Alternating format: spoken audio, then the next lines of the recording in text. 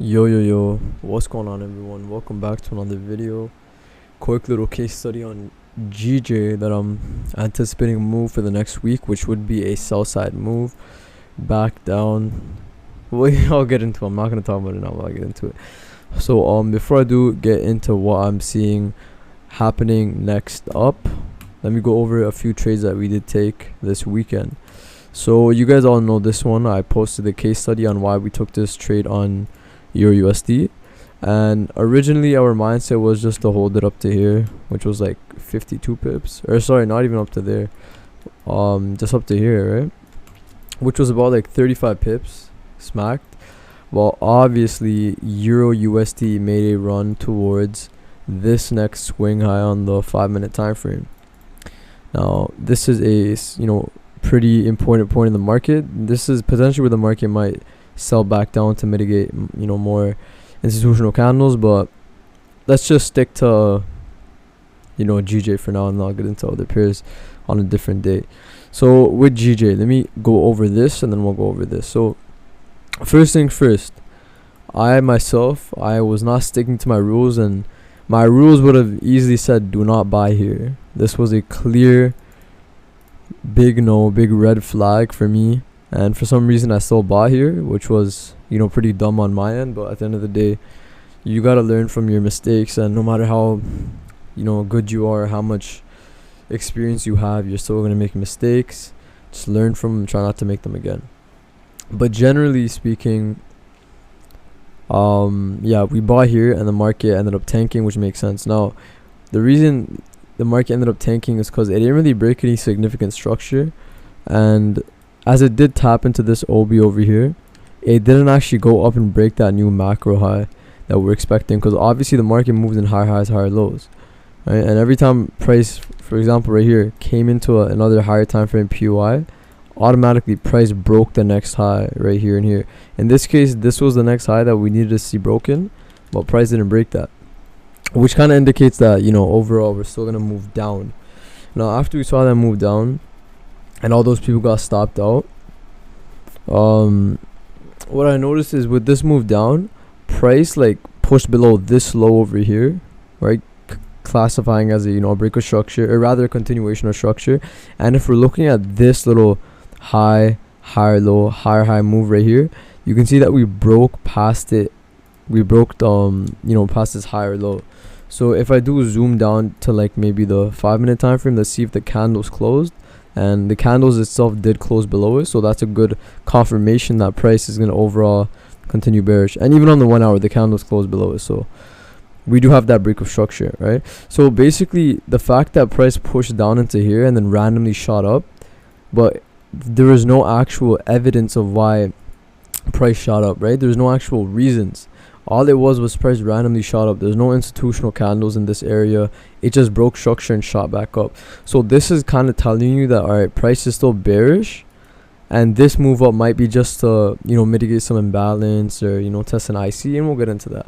But yeah, so overall what I'm expecting is this move down was just kind of like a new low getting broken, and then this move up is just that that lower low, lower high continuation. And obviously we're expecting long term for this point of interest right here to get tapped into, right? And just to make this even a little bit more easier to understand, let's go from here. So we have a low, you have a high, you have a higher low, and you have a higher high right here, and you have once again another higher low and another higher high. So the macro time frames, or from a macro structure perspective, I thought my mic wasn't working. But yeah, from a macro structure perspective, price is still moving bullish, right? And that last higher low that created a higher high was this right here, and GJ has been pulling back down to those last higher lows. So in this case, it makes sense for GJ to come back down here. This bullshit that's happening, I call it bullshit specifically because like it's literally bullshit, right? Like you can either scalp this, take the sell, or just keep trying to chase the buy, but the buy isn't going to happen until you catch the bottom. And that's how smart money traders get manipulated as well. People think that smart money concept is going to die, but this is one thing you don't understand. Not every single trader knows not to buy here. They don't know, they think you're supposed to buy here. Not everyone knows that you shouldn't be buying at this order block. No one knows that you shouldn't be selling here. You should be selling here. No one knows these things. This is pretty hidden, and I know people make videos on them, but you have to understand that no matter how much content or how much you tell someone something, it doesn't matter if they don't get it in their head. 99% of the forex market, I'm not joking, I hope no one takes offense to this, but most of the people that are, you know, getting courses for free or just watching YouTube content, they're not going to value it. When you pay for something, it's a psychological fact that you're going to value it a lot more. You're going to spend time to actually understand what you paid for, and, you know, you're going to make sure that you get your worth out of that money, or you're going to make sure that you're going to get your money's worth. Sorry. Yeah. So don't stress about, oh, is institutional trading going to stop? Because retail trading has been a thing for hundreds of years, and guess what? It still works. I know hundreds of retail traders that still trade support resistance, and it still works. I can make a strategy today about support resistance trading, and it would work perfectly. Like, yeah. I just went off topic, my bad. But yeah, so basically, after price made this rally up, we obviously tapped into some type of candle, institutional candle, and then price went down. Right now, the last low. So let me just look at structure. We have a high, we have a low, we have a lower high, lower low, lower high, lower low, right? So what happened? Well, this low got broken and taken out, and a new low was made. So this is a break of structure, or sorry, a continuation of structure, because price is continuing down right now, but a new low was made, right? This low was made and this low was broken. Let me go right here, mark this up. Shit, my bad. Boom, and then boom. So this low got taken out by this low. Now it's really simple. The reason I draw it like this is so you can see the new lows that are, you know, lower than the previous low. But yeah, this low got broken. So what we're supposed to do at this point is look for that last major push down. That was the cause of that BOS right here. Surprise, surprised. Boom. At this point, you guys know what to do. Now with Wyckoff, remember this, I'm not looking at the charts trying to surf and look for Wyckoff every second. Like, I'm not going to be on the 5 minute looking for Wyckoff in here or Wyckoff in here. That's the stuff MentFX does, and as it works for him, but his trading style is really, really hard to adapt to, because trading in a way is more of a personal thing. It's about, you know, your personality. Are you a long-term trader? Are you a swing trader? He trades like on the 5 second chart, and for him that's sick, you know, you can make a lot of money doing that. But for me, it's too stressful. I don't like those type of situations, and it just plays with my head too much, right? So I like to stick to the higher time frames, and if I see Wyckoff, I take it. But I'm not going to look at this consolidation zone and be like, yeah, you know, there's a redistribution accumulation 5,000 4 million, like, you know, I don't know. But yeah, like, I'm not going to do that. But instead, I saw that this move down, that broke structure here, you know, was a strong move. So I went down towards, like, I think it was the 1 or the 45, and all I really did was I just looked at this area of consolidation before price broke out. So before this happened, I'm just looking at all this price action, seeing what it's telling me. So I went to Wyckoff, you know, websites right here, school.stockcharts.com, and this is distribution schematic #2 Wyckoff events and phases. Now the difference between 1 and 2 is that the 1 has a UTAD after a UT. This one only has a UT. So you can see that you have your PSY, and right after your preliminary, I think it's support. Yeah, preliminary support, you're followed by a major move up, that's followed by a major move down. That's basically it. So right here, let's go down towards like the 15 minute. Let's look at it. This is that last pullback, followed by a major move up, and then followed by a major move down. How do I know this is my major move down? Well, just look at the patterns. Look at what price has been doing. It hasn't really been making any significant move down, right? None of that's been happening. It's just creating high highs, high lows. And then boom, look at that, clean. Look at that. Now it makes sense, right? And then take your tool, and do you have a break of structure? Technically yes, but still pretty weak. But you have a break of structure as well. So this is confirmed as your buyer's climax. We go back to the 45 because it's a lot cleaner on this. And mind you, Wyckoff, it can be found on any chart, right? It all depends. But yeah, after the buyer's climax, you're followed by an automatic reaction, automatic rally, sorry, which is basically just a, you know, a blast of buy pressures that's being pushed to retest the same area where the buyer's climax happened. So after this buyer climax happened, a bunch of buyers decided to just pump a shit ton of money in price right here. After they did that, and their objective was to aim at the BC, just bring price up to the BC and then close it. That's what happened, right? Automatic rally. As soon as the buyer's climax was over, you see an automatic rally that comes near the BC. Usually inside of the BC, you're gonna see like an institutional candle or something. It's really ugly, but it doesn't have to look clean. As long as there's something like this happening, where price tries to make an effort to come back up to mitigate this IC or come towards the buyer's climax, then that's fine. Now, obviously, the secondary test is that move that finished, and then you're followed by a sign of weakness, which is just a breakup structure. After the secondary test, we have that sign of weakness, which is breaking below the automatic rally. So as if candles close below the automatic rally, it's your sign of weakness confirmed. Now, after the sign of weakness, we see that you're supposed to see a pump in price. That's going to create your UTAD, which is going to break above the ST and the BC. I'm just copy pasting. It's just copy paste. I'm just looking at this and I'm trying to envision it on here. I'm printing it on here. So after the sign of weakness, we don't get a UTAD right away. But what we do see is this consolidation. Now, when I do see this consolidation, I see equal highs above and equal lows below. The market created equal highs above, meaning that retail traders are entering, around these levels, which means that there's a ton of liquidity resting above and below these levels. That means that institutions, hedge funds, commercial banks, ICT, all jokes aside, he's not a market maker. I don't know what he's on, the drugs he's smoking, but trust me, he's not a market maker. But yeah, all this liquidity resting above, it's attracted. Banks are going above it to take out all that liquidity. Banks go above, take that money out, boom, we sell off. How do I know that this is my actual UT? Because look, after the UT, you're just followed by a major move down. Because the upper thrust, I know Wyckoff shows that there's a phase C and then a phase D. What I want you guys to know is after the UT, you're supposed to see a strong move down, just like this happening, or just like what's happened, right? And yeah, so now one more thing before I do get more into this, I want to show you guys one important thing. When I'm looking at Wyckoff, I didn't look at this and say, okay, yeah, this is my PSY, this is my buyer's climax. That's impossible. You can't predict the next Wyckoff move. All Wyckoff is, it's just helping you understand the moves after they happened, right? So right now, I don't know what's happening. To me, this is not a PSY, this is not buyer's climax. This is just haywire, it's craziness. That's it. But after it happens, because I noticed this was Wyckoff when price came around here. After it happened, that's when I noticed that, okay, this is all Wyckoff. So when you do have a POI, in this case, our POI is going to be the UTAD and the last point of supply. Now, if LPSY and UTAD is confusing, just think of it as institutional candles. This institutional candle swept a London liquidity, New York liquidity, and Asia session liquidity.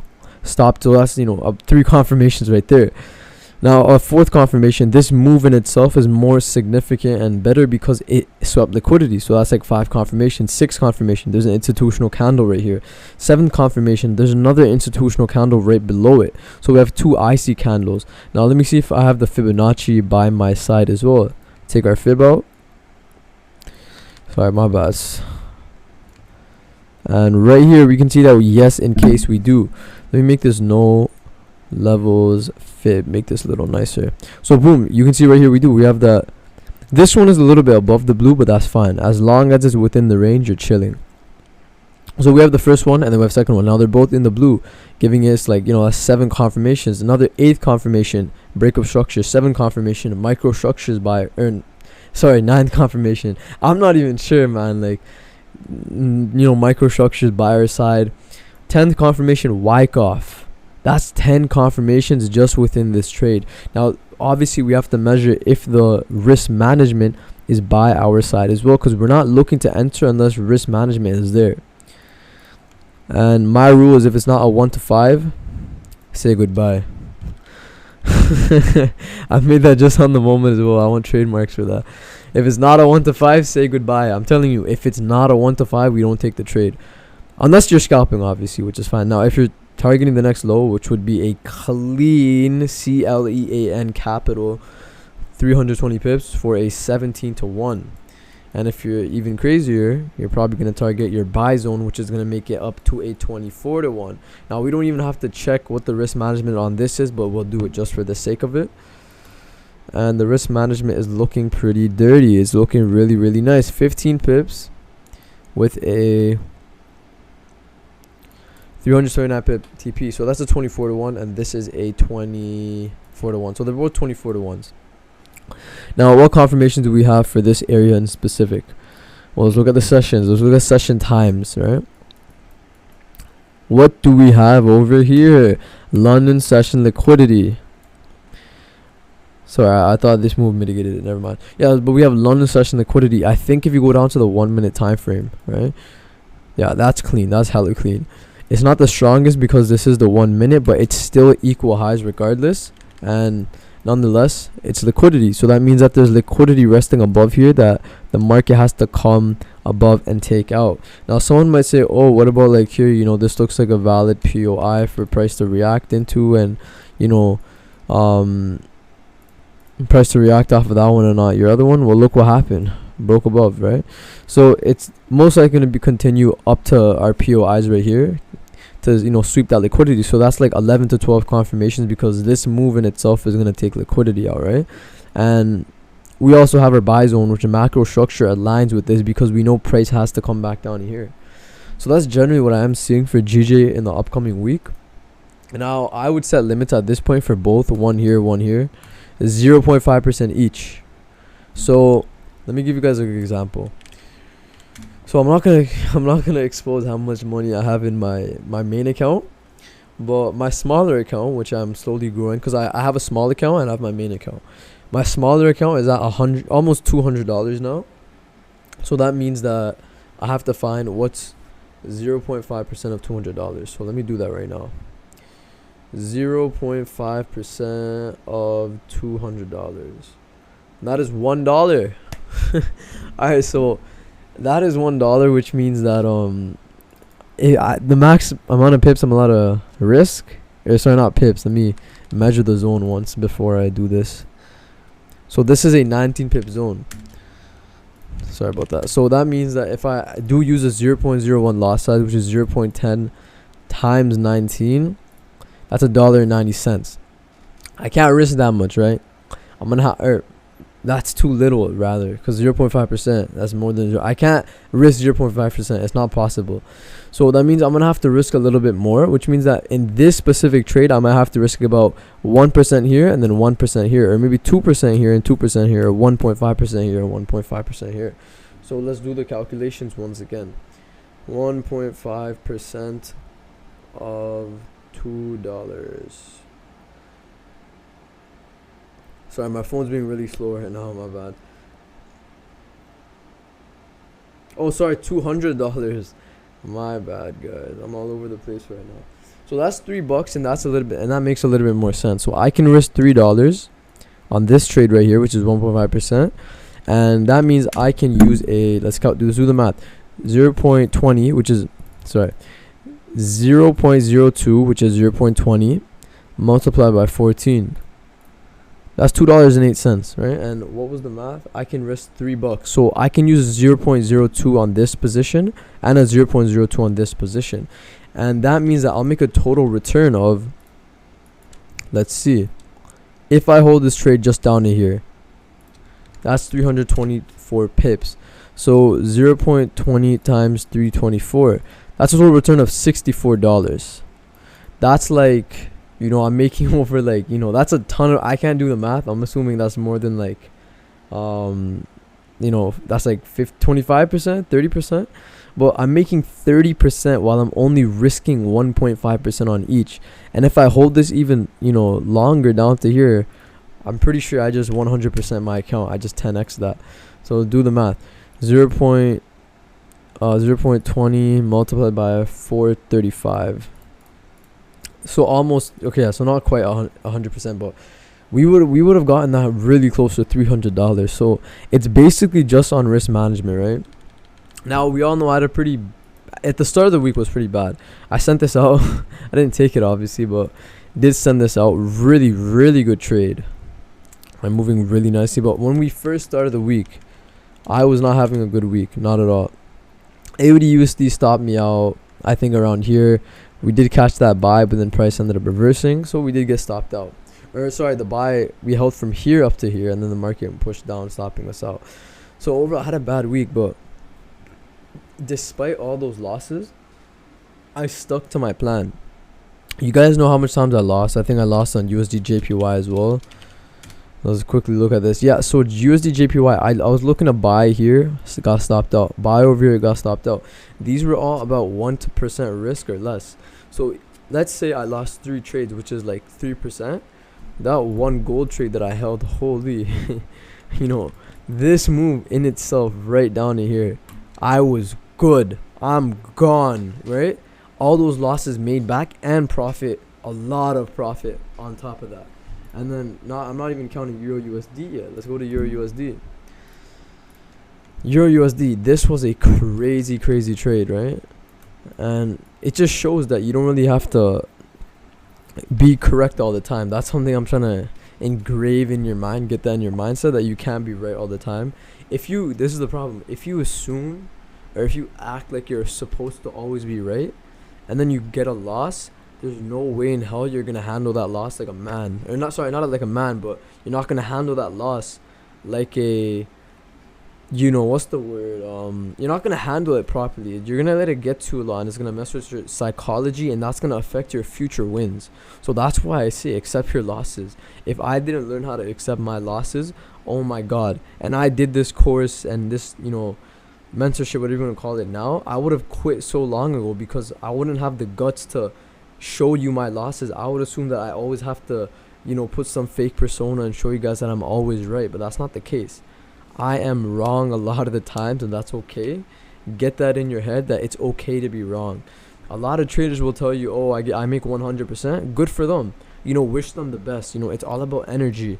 If you're looking at another trader who's making a ton of percentages and he claims he doesn't lose this, that, most likely he's lying. But even if he isn't lying, don't get jealous about that. Don't let it get to you, because you know you have your own plan. He or she has their own plan. You know, we're all different. We all learn differently, and we all trade differently. So try to understand that losing is a part of the game. I used to hate hearing this. I'm not a bullshit guy. Like when I first started Forex and I heard, oh, psychology, you know, accept your losses, learn to lose, or, you know, risk management. I hated these words, because I was like, okay, yeah, that's bullshit. Like you're just trying to sound motivating. But then after I really understood the market, it took me a good year to fully understand this. It came in my mind, and to maybe some of you guys haven't, like, you know, fully engraved this in your head, but trust me, after you start losing a lot, you're gonna ask yourself, how am I losing all this money even though I'm winning big trades? Well, it goes to risk management. You know what mine is? Mine is, how am I making so much money even though I'm losing most of these trades? That's what happens to me, and I want the same thing to happen to you. Now, I don't lose that much. I'm not trying to overcomplicate it, but I don't lose that much. But I do have my fair share amount of losses. So keep it real, keep it 100, you know, keeping it true.